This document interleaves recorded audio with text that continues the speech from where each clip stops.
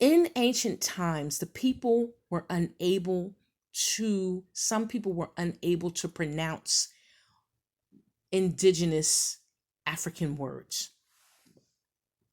They couldn't say them. And I've said this before. I said this about the Europeans. I said that the N word was probably because they couldn't say the name of the tribe, because the dialect was different. And then I kind of went into the Lord confounding the languages and the people being unable, the languages being confused. It doesn't mean that the people did not speak the same language. It meant that the dialect was different. And I'm going to use the book of Judges to show you what I've been trying to say, because I just stumbled upon this text. It is in the book of Judges, and it is the 12th chapter and the 6th verse. If you see right here that the Gileads told the Ephraimites to say this word, Shibboleth, and the Ephraimites said Sibboleth. And because of that, they were able to determine that who the Ephraimites were, because it says here that they could not frame to pronounce the word right. And I was looking at this and trying to understand, okay, well, which word was the right word? Because the way that the translators translated this story, it appears that the Gileads were saying the word the right way and that the Ephraimites were not. And that is not true. My son and I had a conversation where he was talking about a polarity switch. And the polarity switch, it took me a minute to get it, but I finally got it, meaning understood it. It is when people switch things, okay? Whatever was white is black. Whatever was negative is positive. So this is one of those situations. If I can remind you that the Ephraimites were children of Joseph. And Joseph had children with an African woman, because the Egyptians were Negro people, okay? Or the ancestors of them. Now, they said Sibboleth. The S sound is pure. It's an original sound. Okay? It is the sound that maybe a snake makes with an S. The Gileads were unable to say the S sound. It wasn't that the Ephraimites were unable to say it. It's that the Gileads pronounced the word with the SH sound because they couldn't say the S.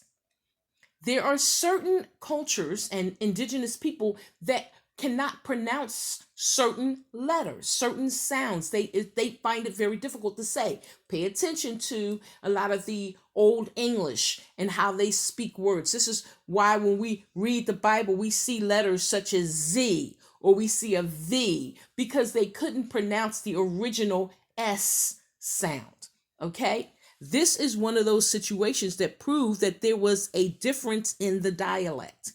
And so if you want to find out who was fighting in the Bible, I say it all the time, that these are native people of indigenous Asia and Africa.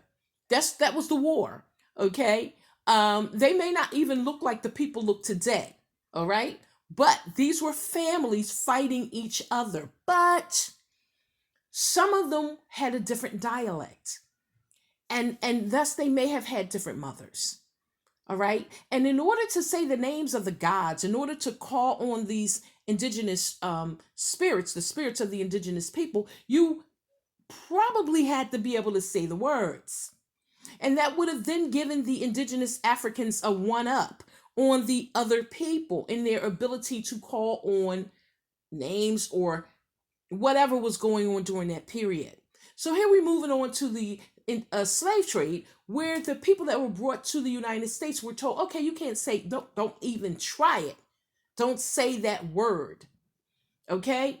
Because number one, the old people of the English people couldn't pronounce the words. They couldn't say them. And this is an example of what I am talking about. Not being able to say the same word the same way. Did it matter? It mattered in this case. So if you want to find out who they are, go on the internet and look for the indigenous people with the SH in the names of the land. And you should be able to determine if what I've been saying is that these are indigenous people with the same ancestor that are fighting each other. These are Africans and people of Asia, indigenous people of India, indigenous people of Asia, and mostly Japan. Let me know if I'm right. Thank you for listening. This is Nisi, the moderator. Peace and stability to everybody.